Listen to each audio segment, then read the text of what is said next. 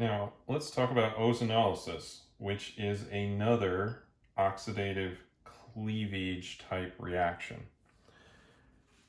And this is similar to the periodate, the sodium periodate, in that we can stop at the aldehyde, but it has its own advantage.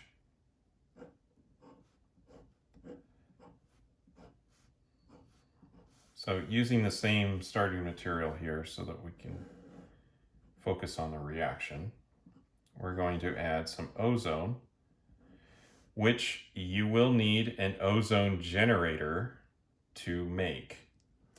You'll have to have a tank of oxygen in all likelihood, although you can make it straight from atmospheric oxygen.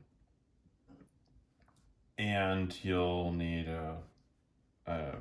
it'll plug in, it'll use electricity, and generate ozone for you. I'll keep this fairly cold. And then in step 2, we'll add some dimethyl sulfide. And we'll run this for a little while. Part of that may be just the need to generate ozone. It's also possible to do this workup step with zinc and acetic acid.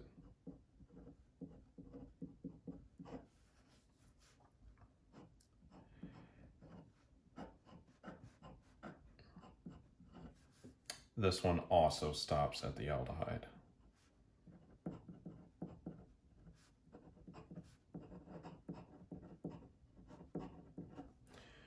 So while we need to work with a gas and we'll need to generate that reagent, it can be done with only one step, whereas the sodium periodate, we needed to first oxidize it to the diol with osmium tetroxide, then continue with the periodate. With ozonolysis, we can go directly from the double bond to our product with a little bit of workup step here. That's convenient in that sense. It also has a very high atom economy, and the reagents are relatively green. Ozone's not something that you want to breathe a lot of, but a little bit of it isn't too harmful.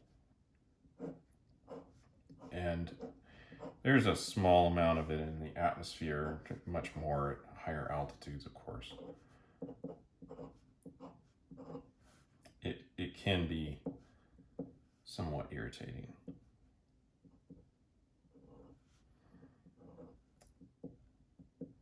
But it's nowhere near as toxic as the osmium tetroxide. So just looking at the mechanism here. So we have ozone, O3, and it is doing a 4+2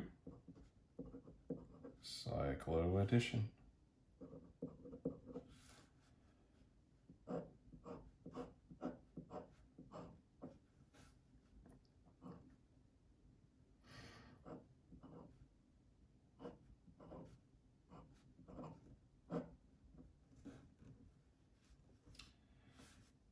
And next it's going to do a 4+2 elimination.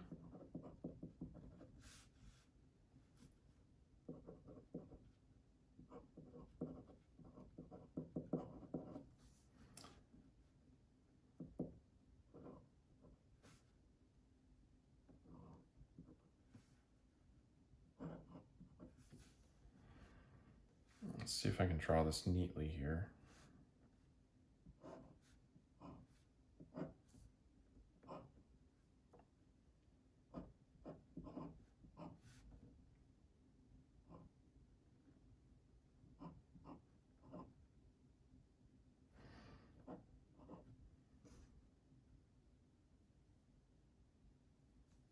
Okay.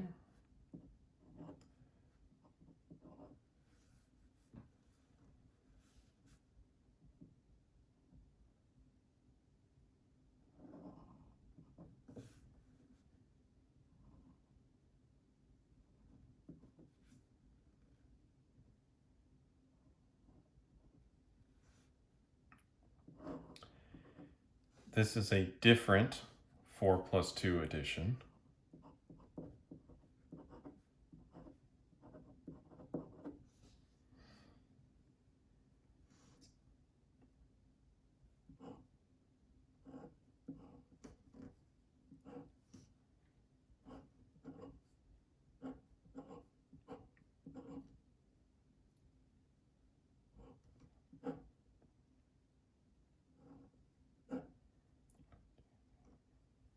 Yep, okay. And this makes an ozonide.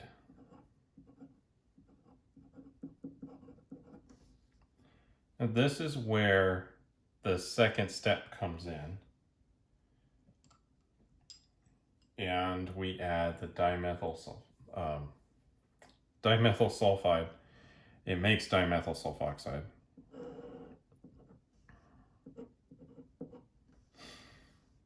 And we can get to our product. So it's a slight reducing agent here.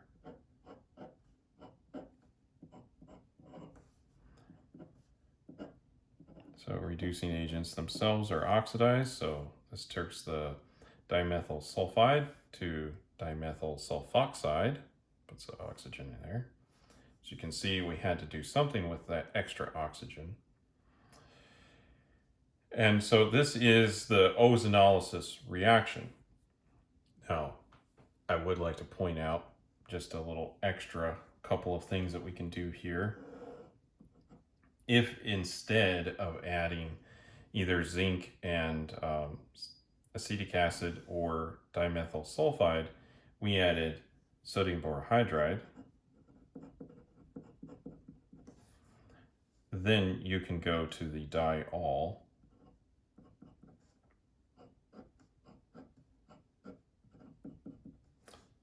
And alternatively, you could add hydrogen peroxide to this and go in the other direction and oxidize this up to the carboxylic acid. It's possible, right?